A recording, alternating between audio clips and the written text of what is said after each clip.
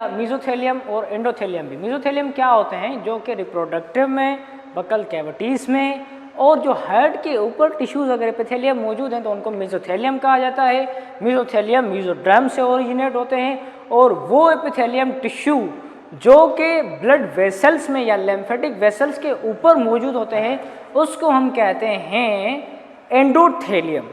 तो ये सिंपल जो है टिश्यू सिंपल एपिथेलियल तो कंप्लीट होगा यहाँ पे। अब बारी आती है स्ट्रेटिफाइड एपिथेलियम की। क्या? Stratified epithelium. स्ट्रेटिफाइड एपिथेलियम वो होते हैं जो एपिथेलियल टिश्यू में more than one layer of जो है वो सेल्स मौजूद हों। अगर टिश्यू में एक लेयर से ज़्यादा सेल्स की लेयर मौजूद हैं तो उसे हम कहते हैं स्ट्रेटिफाइड टिश्यू। तो अब आती है स्ट्रेटिफाइड एपिथेलियल टिश्यू की, मतलब वो एपिथेलियल टिश्यू जिसमें सेल की मोर देन वन लेयर्स मौजूद हों। तो हम स्ट्रेटिफाइड एपिथेलियम की अगर बात करें तो स्ट्रेटिफाइड एपिथेलियम आपकी जो है डायरेक्ट कॉन्टेक्ट से होते हैं बेसमेंट मेम्ब्रेन से। Epithelial stratified epithelial tissue are in direct contact with basement membrane. अगर हम बेसमेंट मेम्ब्रेन की बात करें तो बेसमेंट मेम्ब्रेन एक एक्स्ट्रा सेल्यूलर मैट्रिक्स है। बेसमेंट मेम्ब्रेन एक एक्स्ट्रा सेल्यूलर मैट्रिक्स है। बेसमेंट मेम्ब्रेन जो है वो एक ECM मतलब एक्स्ट्रा सेल्यूलर मैट्रिक्स या इंटर सेल्यूलर मैट्रिक्स है। अब इंटर सेल्यूलर मैट्रिक्स और एक्स्ट्रा सेल्यूलर मैट्रिक्स क्या है? आप कहेंगे भाई ये क्या है? एक्स्ट्रा सेल्यूलर मैट्रिक्स क्या होता है? नेटवर्क ऑफ ग्लूकोप्रोटीन्स, कोलेजेंस, प्रोटीन या शुगर, ये जो सारे कंपोनेंट्स हैं इनके नेटवर्क को हम कहते हैं एक्स्ट्रा सेल्यूलर मैट्रिक्स या इंटर सेल्यूलर मैट्रिक्स। तो बेसमेंट मेम्ब्रेन एक एक्स्ट्रा सेल्यूलर मैट्रिक्स है। बेसमेंट मेम्ब्रेन डायरेक्ट कांटेक्ट में होता है स्ट्रेटिफाइड एपिथेलियल टिश्यू के। अगर हम बात करें स्ट्रेटिफाइड एपिथेलियल टिश्यू के डायरेक्ट कांटेक्ट में तो होता है, लेकिन बेसमेंट मेम्ब्रेन की अगर बात करें तो बेसमेंट मेम्ब्रेन के दो पार्ट्स होते हैं। एक होता है बेसल लेमिना, एक होता है बेसल लेमिना और दूसरा होता है रेटिकुलर लेमिना। Reticular lamina. अगर हम बेसल लेमिना की बात करें तो बेसल लेमिना जो है वो अटैचमेंट साइट है। अटैचमेंट साइट है स्ट्रेटिफाइड एपिथेलियल टिश्यू की। और जो बेसल लेमिना है वो किससे बनती है? ग्लूकोप्रोटीन एंड कोलेजन से बनी है। ग्लूकोप्रोटीन एंड कोलेजन, और ये अटैचमेंट साइट है एपिथेलियल टिश्यू की। ये जो है बेसल लेमिना एपिथेलियल टिश्यू से कनेक्टेड होती है। अगर हम बात करें रेटिकुलर लेमिना की तो वो रेटिकुलर लेमिना जो है वो एपिथेलियल टिश्यू और कनेक्टिव टिश्यू के दरमियान मेम्ब्रेन होती है। ये जो रेटिकुलर लेमिना है ये कनेक्टिव टिश्यू के ऊपर मौजूद होती है। क्या करती है? एपिथेलियल टिश्यू और कनेक्टिव टिश्यू को आपस में अलग करती है। तो if we talk about the stratified squamous, आप सबको पता है कि स्क्वेमस, क्यूबिडल और कॉलमनर जो है एपिथेलियल टिश्यू हैं। तो हमने सिंपल स्क्वेमस भी पढ़ लिया, सिंपल क्यूबिडल भी पढ़ लिया, सिंपल कॉलमनर भी पढ़ लिया। अब बारी आती है स्ट्रेटिफाइड स्क्वेमस की।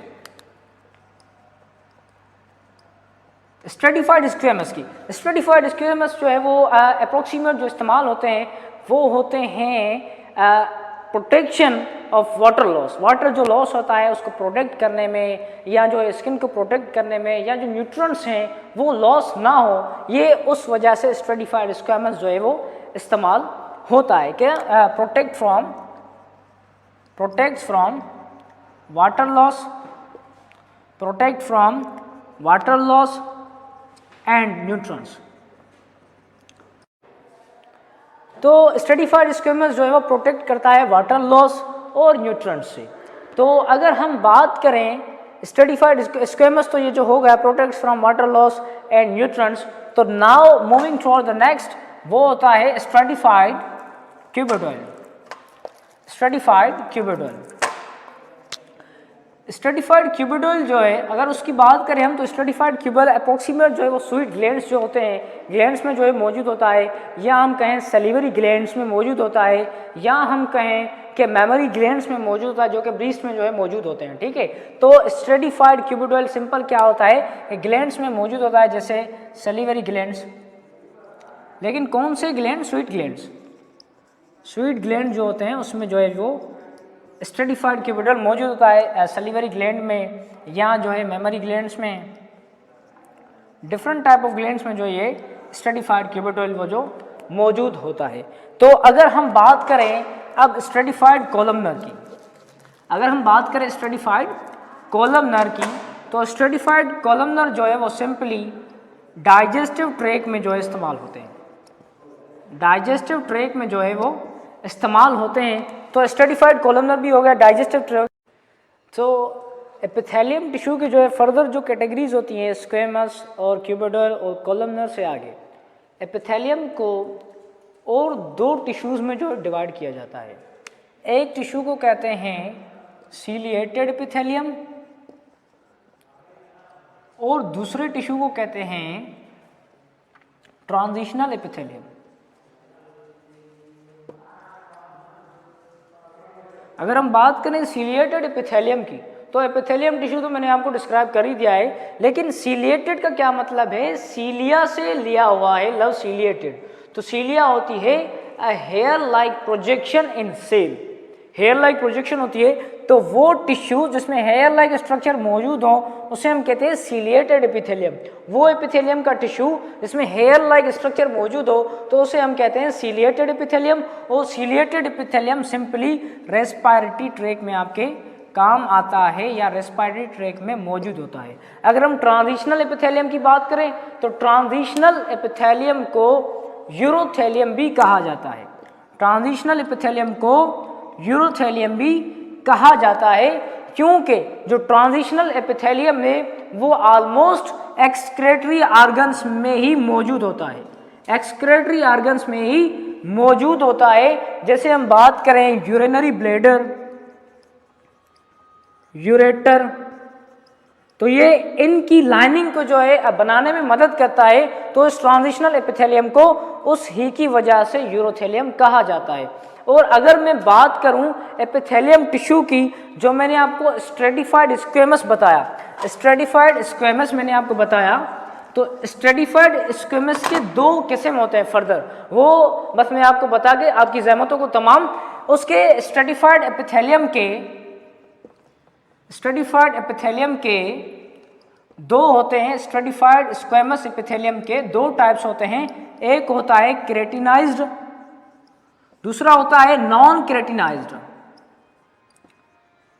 केराटिनाइज्ड जो होता है उसमें एक्सेसिव अमाउंट ऑफ केराटिन मौजूद होते हैं, एक्सेसिव अमाउंट ऑफ केराटिन मौजूद होता है, और उसमें जो है लेक अमाउंट ऑफ केराटिन मौजूद होता है, लेक अमाउंट ऑफ केराटिन।